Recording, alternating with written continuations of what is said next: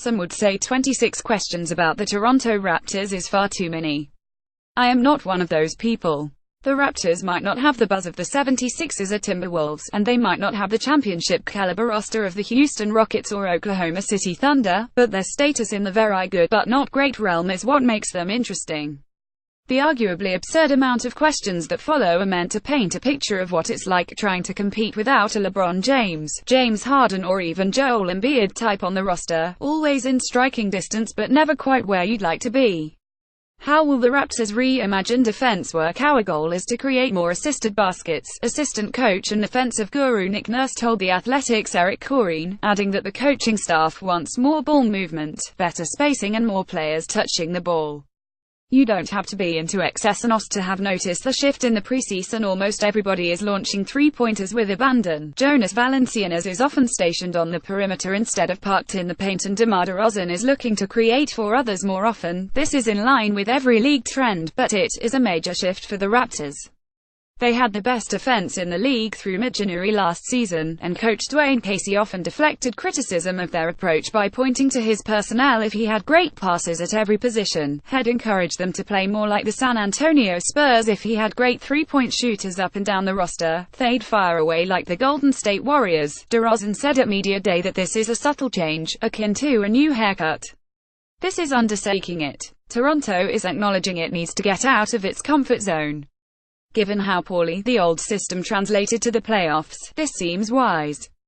Just how much should the ball be moving? I am a sucker for pretty basketball.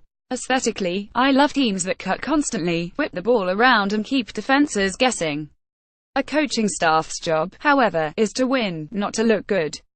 There is an argument to be made that the Raptors' low assist numbers and reliance on Kyle Lowry and DeRozan was a feature, not a bug. Hierarchy is important, and every role player knew that his job was to fit in around the two stars. Now, it looks like Valanciunas is going to be asked to be more of a passer and Serge Ibaka is going to be asked to be more of a driver. Spreading the playmaking around is a risk, and there will likely be some ugly performances while players figure out where they're supposed to be and what they have and haven't been empowered to do. Can they survive their early season tests? Toronto will be trying to change its stripes while dealing with a difficult schedule. It will visit the Spurs and Warriors in the first week, and 9 of its first 14 games will be on the road. If the new offense isn't working and it costs the Raptors some games, simply sticking with it will be a challenge. These changes weren't made because they want to have an awesome first month, they were made with the playoffs and the next few years in mind. So, will things be any different in the playoffs? Any regular season struggles will look like small potatoes if they can avoid what has happened in recent postseasons. Ideally, blitzing Lowry and DeRozan won't be as effective for opponents because the other guys will be more comfortable making plays. The plan is to be less predictable, without those awful cold stretches that raise the entire country of Canada's collective level of anxiety. There is no guarantee that this will play out that way. Will DeRozan shoot threes? DeRozan has a complicated relationship with the three-point line. He attempted 2.73 a game in 201,314, but that number dropped to 1.5 the next season and has hovered around that mark since. He shot a career-high 33.8% from deep 2 years ago, but only 26.6% last season. The Ringer's Kevin O'Connor explored what Toronto's offense might look like if he could just become an average three-point shooter, arguing that this alone could raise the team's ceiling. Raptors fans have been dreaming of this for years. The key is not shying away from the shot even when it isn't going in.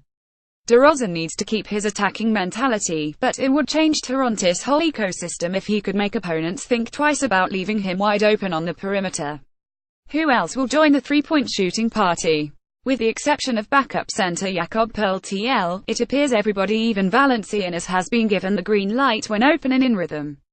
Norman Powell, Delon Wright, Pascal Siakam, Anunoby, KJ McDaniels and Lucas Nogueira have not proven themselves as consistent three-point shooters, and it would help the offense if a couple of them could be counted on to knock down those shots come playoff time.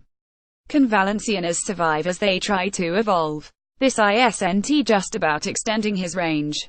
Toronto has been waiting for the big man to put everything together for years, but he has remained a subpar defender and passer. Everybody knows he was on the trade block, and if he does look good in the new system, he might just play himself out of town.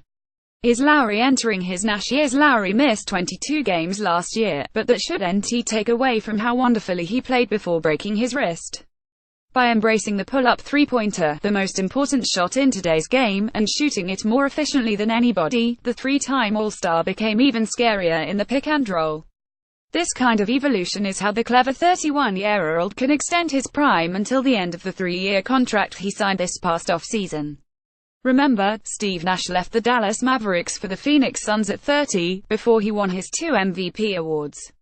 He made his last All-Star team as a 38-year-old.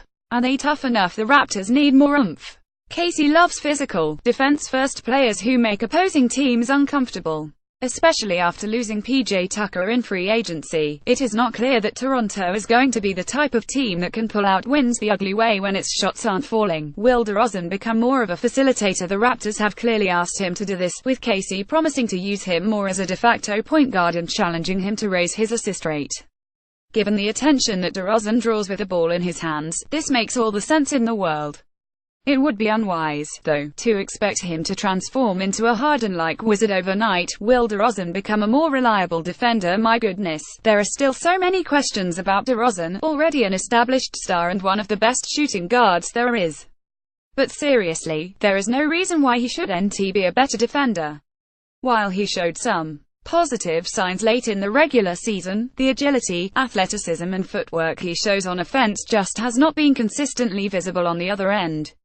How much better can Powell be? Powell is hard to keep out of the paint, but his straight-line drives could be even more dangerous if he were better at manipulating the defense and finding open teammates.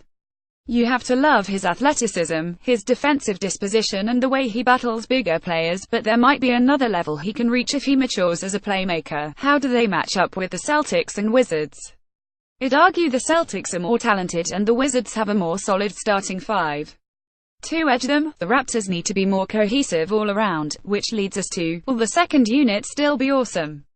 The Lowry and the bench lineups have been spectacular over the past few years, but those lineups typically included plus-minus Hall of Famer Patrick Patterson, the shifty Corey Joseph and excellent spacing. Toronto must figure out a way to sustain that success with different, younger personnel. How much will they miss Patterson? Even when you consider his knee trouble, it is mind-blowing that Patterson signed for just $16.4 million over 3 years with the Thunder. He made his teammates better with his solid screen setting, versatile defense, outside shooting and willingness to move the ball. If Siakam doesn't take a major step forward, newcomer CJ Miles is going to have to spend a lot of time at the 4 spot. Have they finally found their answer at small forward? Miles will be the Raptors' 14th opening night starter at small forward in 15 years, following in the footsteps of Michael Curry, Jalen Rose, Joey Graham, Morris Peterson, Jason Carpono, Jamario Moon, Hedo Turkoglu, Linus Kleiser, Rajal Butler, Landry Fields, Rudy Gay, Terrence Ross and DeMar Carroll. He is a great shooter and solid defender who rarely tries to do too much. They are surely hoping he will fit in, stay healthy and stick around. Unlike all those other guys, was Anunoby the steal of the draft? Anunoby has Draymond Green-like potential on defense, and I don't say that lightly. He's also raw offensively and coming off a torn ACL, so we might not have an answer to this question right away. Is there a killer lineup here? I love the idea of a low-red DeRozan Powell Miley Ibaka unit closing games, but it's not as stretchy as other death lineups. If Powell and DeRozan do not get more consistent from deep, can they survive when Lowry is on the bench? While they performed admirably when Lowry was hurt last season, they still only had a plus 0.7 net rating when he wasn't on the floor. If DeRozan thrives in a more point guardy role, that would help. What the heck do they do about the center position? Ibaka is best as a center, and the Raptors might not have gotten out of the first round against the Milwaukee Bucks if they hadn't moved Valanciunas to the bench. Pearl TL deserves minutes, and Nogueira has at times looked like a rotation player when given a chance. Neither is proven, though, and it's hard to resolve logjams at the most overstuffed position in the league. Will there be another mid-season trade? Valanciunas is the obvious candidate, but you never know what team president Masai Ujiri might do. Perhaps a couple of the young pieces could be packaged for a more proven player to strengthen the team for the playoffs. Is there room for both VanVleet and Wright in the rotation? Joseph is gone, and yet Toronto still appears to have an embarrassment of riches at point guard. It is obvious that Wright is ready for a proper role, but everybody has been raving about Fred VanVleet. Maybe Casey will get weird and play them together. Is it Bruno's year? Bruno Caboclo's physical tools remain ridiculous, but at 22 years old it's probably time for him to start looking like he knows what he's doing.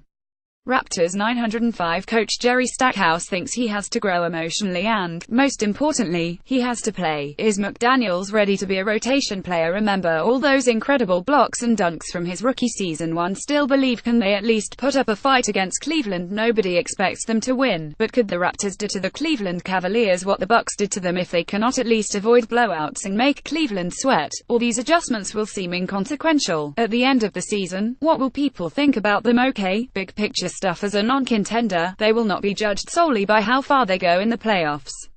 What really matters is what kind of message the season sends. If the Raptors have a solid record but there isn't much development from the young guys, that's not enough. If they take a step back and don't entirely commit to their new style, that's not enough. There must be progress, not necessarily in terms of wins and losses but in terms of building on the foundation they have established. If there is real excitement about what 201,819 might bring, then 201,718 will have gone well. If people are instead talking about how they'd only be a mediocre team if they were in the West and should consider blowing it all up, then it will not.